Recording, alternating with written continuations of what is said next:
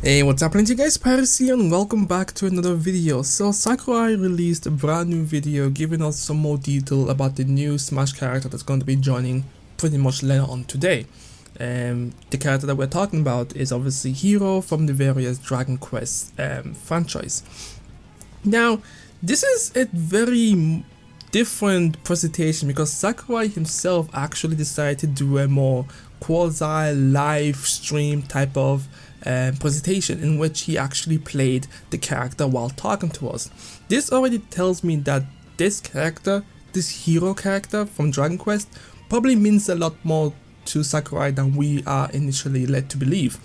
And also not just Sakurai himself, but it must also feel like a huge honor to be able to put such a legendary type of character from a legendary series that many people have kind of accepted that it's the series that started the RPG genre itself into his own game. This is a huge honor for him, possibly.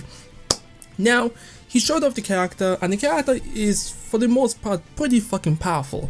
Now, he's able to do a bunch of stuff. He has a lot of tools in his arsenal to be able to handle any type of situation. Now, the trick here is that his, his kit essentially is randomized, so he'll probably get 4 abilities. I don't know how often they'll kind of reset. I don't know if it's just 4 abilities per match, or each time he uses an ability it gets replaced by another ability. Who knows? Or is it just every time he goes and uses his down B special, he ends up getting 4 brand new abilities. Whatever the case may be, it's all based on randomization. Like it's not planned. You can't have what kit that you want on this character.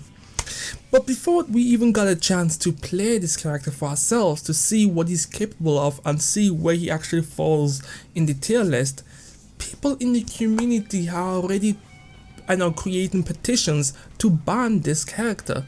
And to me, it just confuses the ever-living shit out of me, because we haven't even played the character. Yes, how Sakurai demonstrated this character seemed a little bit OP, but for the most part, who knows how his kit is applicable in certain matches. He could have really powerful weaknesses to certain characters.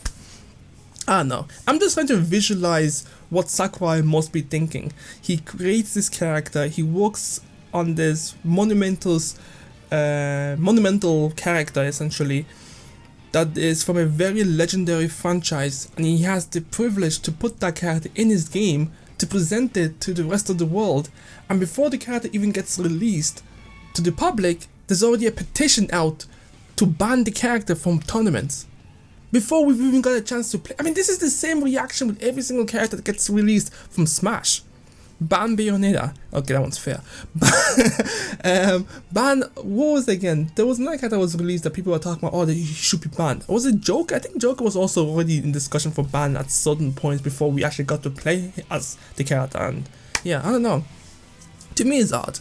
It's odd how quickly the Smash community wants to ban something without actually giving it at least, at the bare minimum, 1 week resting period, so that we can all try the character, learn the character, figure out his weakness and his strengths before thinking about whether or not he should be banned. Like, if we had this character for a week and we obviously looked at his kit, his tools, and see what his strengths and weaknesses are, and we found out that he has so many strengths but barely any weaknesses, then yeah, at this point we can say, okay, we've done the research, we've done the data analysis, and we can determine that this character is a little bit too fucking OP, and he just disrupts the meta that we are currently dealing with in the Smash Ultimate scenario. So in that case, we should probably put this character on the outskirts of the fucking universe because of how OP he is.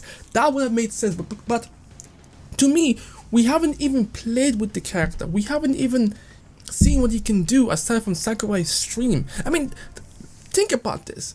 This is the first time, I believe, in recent memory that Sakurai himself actually decided to live stream, quasi-live stream play a character.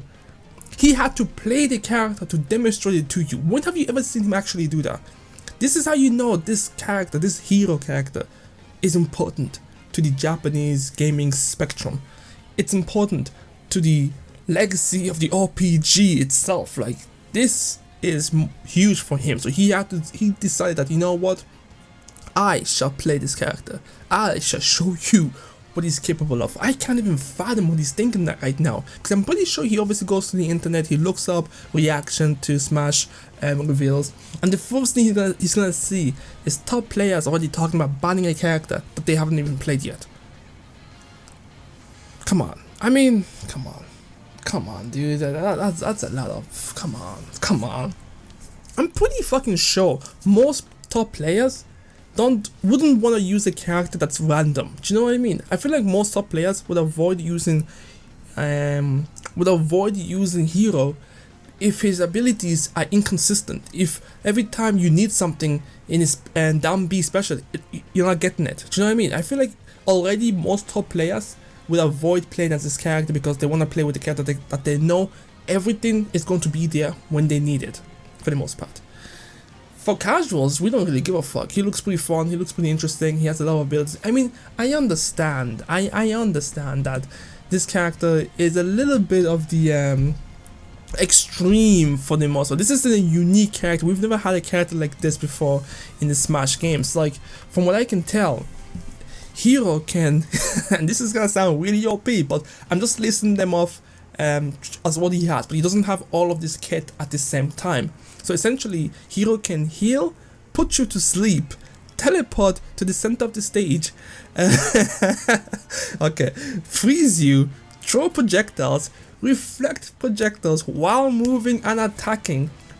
He's not the fastest character, because I will never allow any other character to be faster than Sonic, but he's pretty damn fast when he activates his fast ability.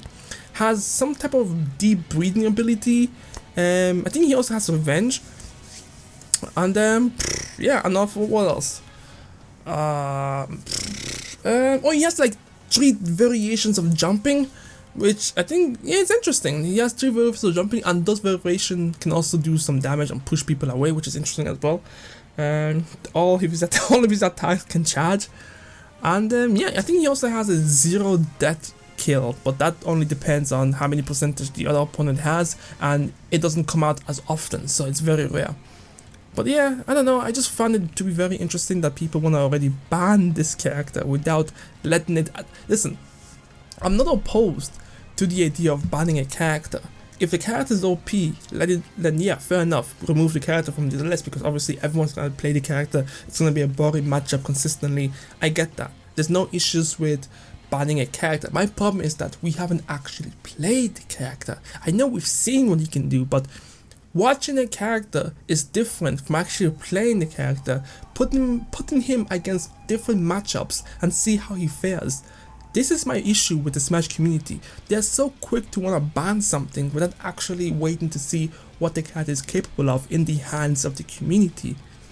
That's my issue. That's my only issue with the Smash community. They want to ban something so fucking quick without actually waiting to see what they can do with it. You know?